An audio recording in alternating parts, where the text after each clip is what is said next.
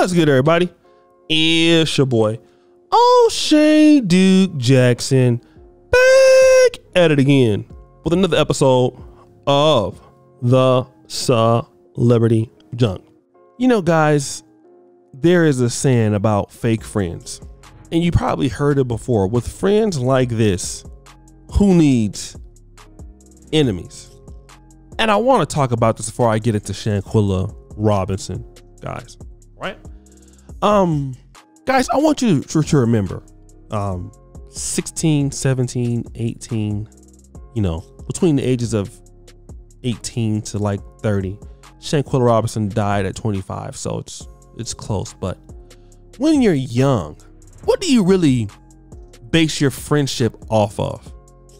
I think many of us, when we're young, we base our friendship off of the fact that we are also young, and pretty much people are our friends because of the vibe we have with them. We go out, we drink, we play video games, we share in the good times. These are the peoples that you really consider to be your friends. So going on trips, going on dates, double dates, to the movies, you know, talking on the phone. These are your friends. And typically, whenever things are going well, it's not uncommon for people to be around you. That's really when you talk about friends. But then the thing is, what happens when you are not doing very good? Times are hard. Okay? Those people tend to not be there so often. That's why you hear the song Friends. How many of us have them? Friends, one we can depend on, right? Now, and I want to talk about what this is with Shanquella Robinson. Okay? Shanquella Robinson lived a life, in my honest opinion, that I can gather, such that the people that she thought were her friends were people that she can do things with, folks she could be around. That's what she kind of thought, in my honest opinion. All right? But I want you to look at this friend and what this friend is doing on this video clip, and we'll come back and then we'll talk about it. We got our first day, buddy. Buddy. She too full.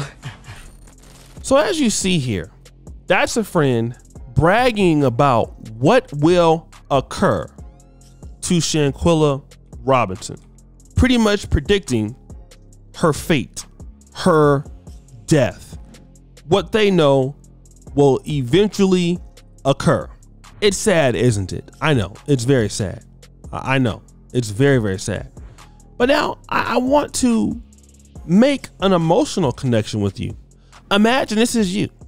Here are the friends that you have allowed to be in your sector. These are people that you say that they're your friends, but you don't really add any value to them. They don't add any value to you. But for whatever reason, you feel that being around them, your life is in their hands. It's safe because you have an inflated opinion of yourself. And many of us do. Many of us feel that we have something to offer the world, and others don't feel that way about us. We feel that way about us, but others don't. But it's no problem.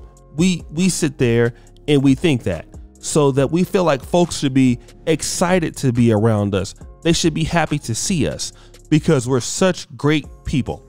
And the reality is that I found out is that people typically do not look at you as you look at yourself.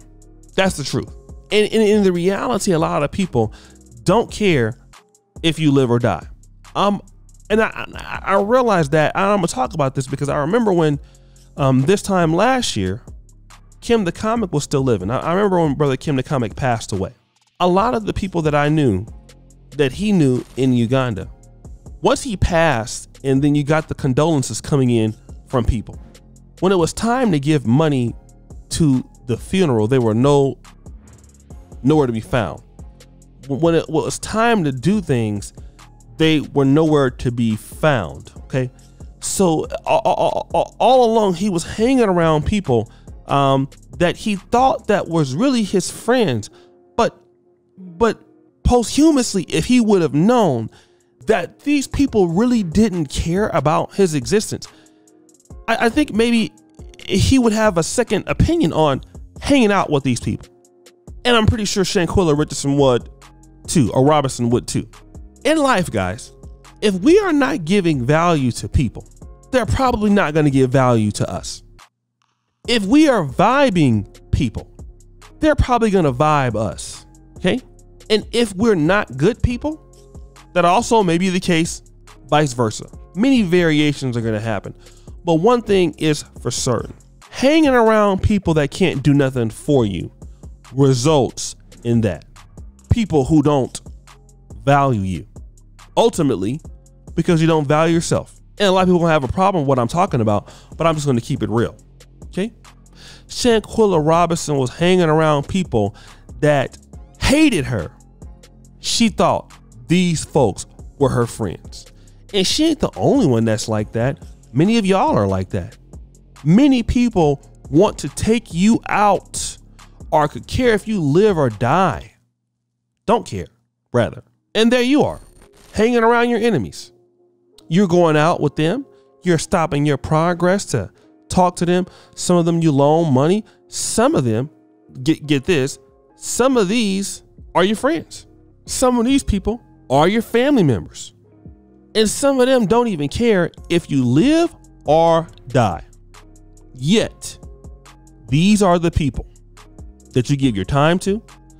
These are the people that you make sacrifices for. These are the people you turn up in the club for, you miss work for, and you never get anything accomplished. See, friends are people that value something. When you come across them, things happen. Certain things occur in your life. Productivity happens.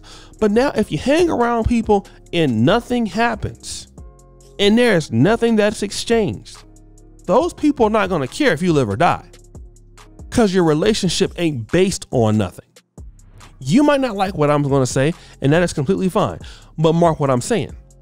If you're hanging around people and every time you hang around them, nothing occurs that's positive, don't expect anything to happen. You're hanging around the low-hanging fruit, and it's quite possible you're a low-hanging fruit. And as they said right now, as the blood is still running warm in your veins, you better get it together in life. Okay? If you're gonna hang around losers for the rest of your life, looking for vibes, don't be surprised if death knocks on the door. Failure knocks on the door. Poverty knocks on the door. Belligerence knocks on the door. Procrastination knocks on the door. And it's knocking on the door because you're gonna let it in. That's why the old folk used to sing in the church, don't let the devil ride. If you let him ride, he'll want to drive. Don't let him ride. And many of y'all, the devil, you're going to let him in the door. Let him in the door. Then you're going to blame somebody for why he's there. So guys, what do you think? It's your boy, O'Shea Duke Jackson, back at it again with another episode of The Celebrity Junk. I really appreciate you for all that you do. Subscribe with the bell. Check out the first comment at the top. As you know, the buffoonery remains at all-time high. I'm out.